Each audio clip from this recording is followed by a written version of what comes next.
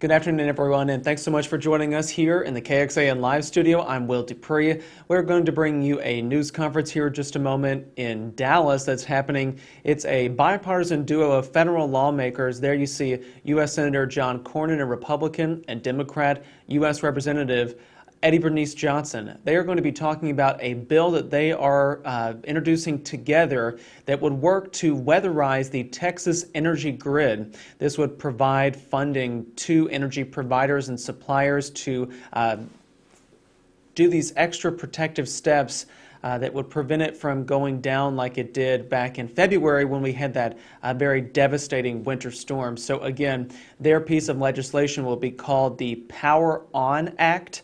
We are going to get details about what that entails exactly here in just a moment when this news conference begins there in Dallas. They're speaking just outside of an electric substation in that city. So let's take a listen as that begins. Good afternoon.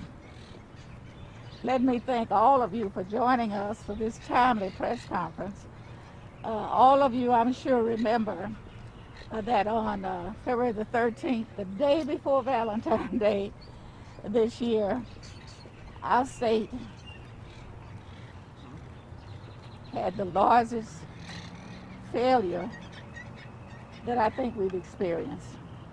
In face of the extreme weather storm with, excuse me, I didn't take my mask down. Texans suffered a lack of preparedness in our energy infrastructure. And so, just like everyone else, I had power outages. I was lucky enough not to have water breakage, but I knew we had to do something. As a matter of fact, the portion of legislation that got incorporated to the full package is some that I had done and spearheaded because we were looking forward perhaps to a very hot summer. Well, it'll also help with a very cold winter. And so even though this storm is over, we did watch in horror with so many Texans without food, power, water, heat, and much more. I talked with my sister and she said, well, I'm taking a lot of my food from the freezer in case I have a power outage to cook. And I thought the same thing. But when I went to my kitchen and went to my refrigerator and went to the stove, I realized I was all electric. So it really made a difference. And so to make a long story short, I was very delighted to get with our senior senator of the state to put portions of the legislation that I had put together and portions of which he's worked with to become one bill.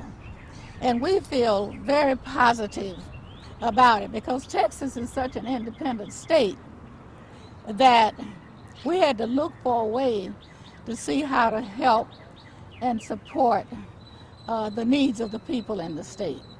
And so we're very excited about the drafting of this piece of legislation.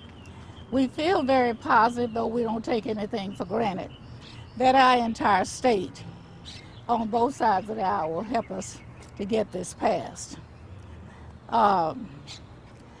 Senator Cornyn and I have had a visit on it. We both stand for the people and the relief that we probably can help to bring. We know about hot temperatures, blizzards, hurricanes, tornadoes, wildfires, and natural disaster will hit Texas at somewhere or the other. We're such a big state. When it comes, we want to be ready.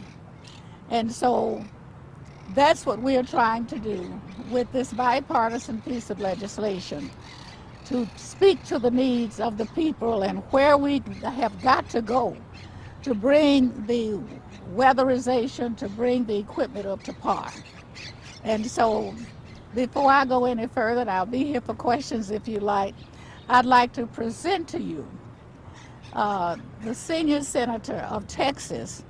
We are right in his district, but I'm closer to this part.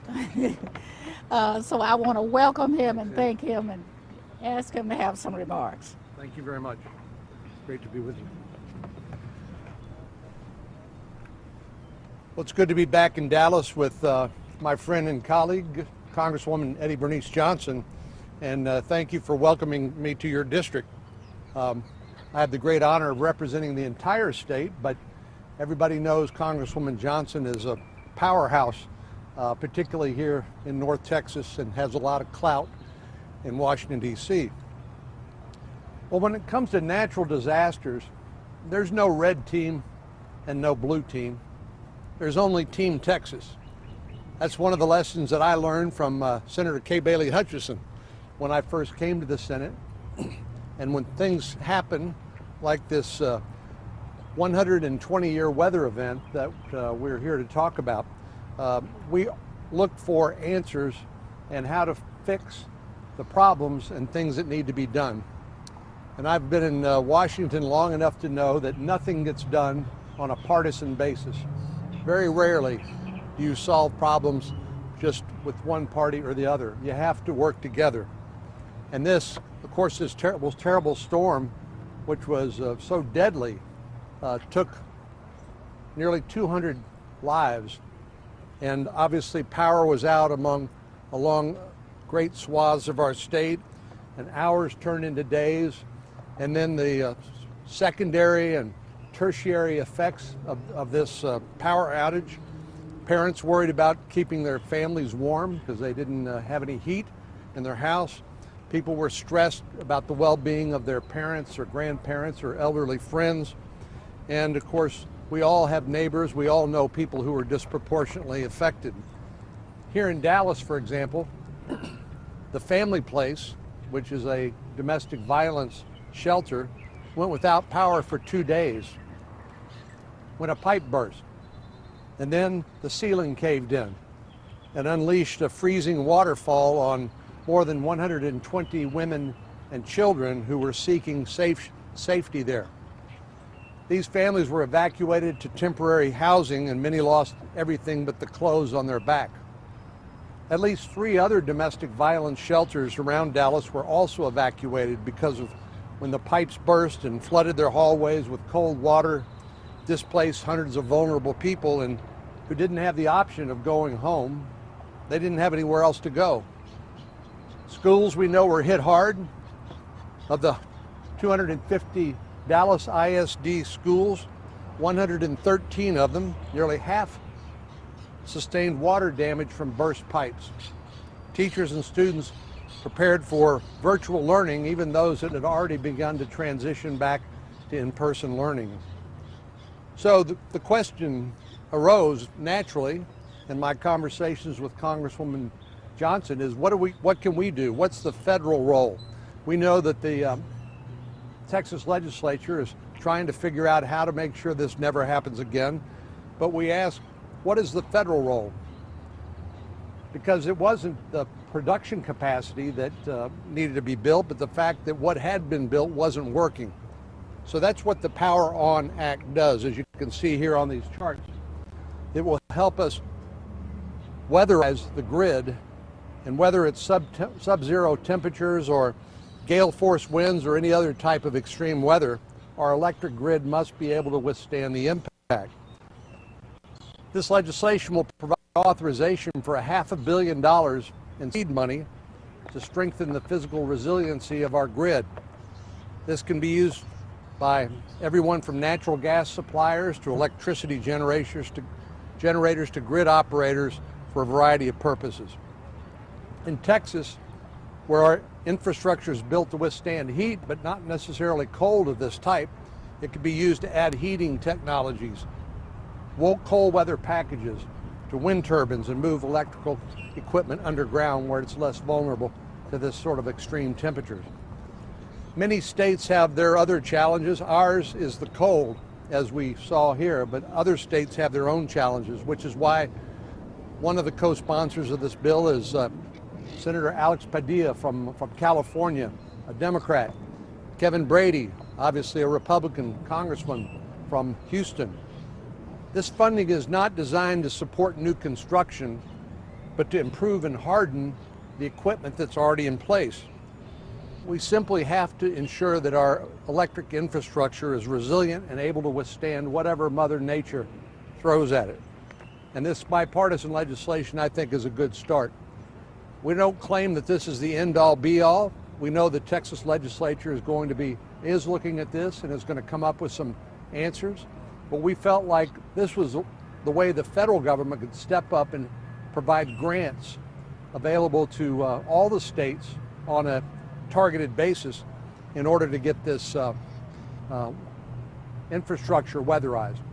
And we know that the Department of Energy will be doing some research to try to figure out what are the best practices. So the federal government, Department of Energy, could then make recommendations to the states as they make their spending and decisions and decide what the priorities are of the states, that there's maximum flexibility, but also to maintain a targeted weatherization process for our vulnerable infrastructure. Thanks a lot. Any questions? I have a question for Senator Cornyn. You said $500 million. Where is that money exactly coming from? Well, I think we know where the money's coming from. It's coming from the federal taxpayer, but we felt like there's already a weatherization program in the Department of Energy that existed mainly to help low-income people make sure that they can keep the heat on and be protected during cold weather. This basically sets up a parallel program for grants available to the states to help them do that. We know this isn't cheap and it's expensive, but one of the things the federal government can do through this Department of Energy is to come up with the best practices and make recommendations and then provide targeted grants to help the states weatherize their infrastructure. The state will have some responsibility to match the grants. Right. I'm sorry, I didn't hear that. The states will have some responsibility to come up with a portion of the money in order to qualify for the grants. Yeah. This isn't going to be the only effort. This will be in complementary to what the states and other local jurisdictions will be doing. And have you determined how that money will be divided up amongst the different generators and companies? Well, basically, I think this is what we call in Congress an authorization bill. There'll still need to be the appropriations process. Right. So both the House and Senate appropriators can figure out how much to appropriate and what the conditions of that appropriation are. But this gives them the authority to move forward. And the states will have the opportunity to negotiate the rates. They will put in so much to get back so much. Thank you. Oscar Almaraz, Spectrum News. How will you prioritize? Is it by area? Are you going to do a sweep? How will you prioritize which projects get done first? And what would you say to that person whose priority one is their neighborhood and their street? That's something that we cannot answer today. That will depend very solely upon the state doing their part of putting the plan together and submitting it to the appropriate department to get the matching funds. I agree with that, and the fact is that we're not only a big state, as Congresswoman Johnson said, with different needs in different parts of the state. We're a big country, and Right. Up in the north it may be, extreme cold that they are accustomed to and they're prepared for. Out in California, it may be the wildfires that threaten the electricity grid there, which I have to think is one reason why Senator Padilla is interested in this. Right. So it will be flexible enough to adapt it to regional and local uses together, and as Congresswoman Johnson said, complementary of other efforts being made at the state level. And do you have a timeline? No, there is no timeline. We will introduce the legislation and try to work it through this term, but we cannot promise you when it will go into effect. We're facing a lot of challenges coming up, and we will be in the mix of those challenges. There was a study out of the University of Houston that surveyed a bunch of Texans and found that the majority of them were in favor of winterizing our infrastructure, but the majority of them also, not surprisingly, were not in favor of seeing their rates increase. What do you say to that customer?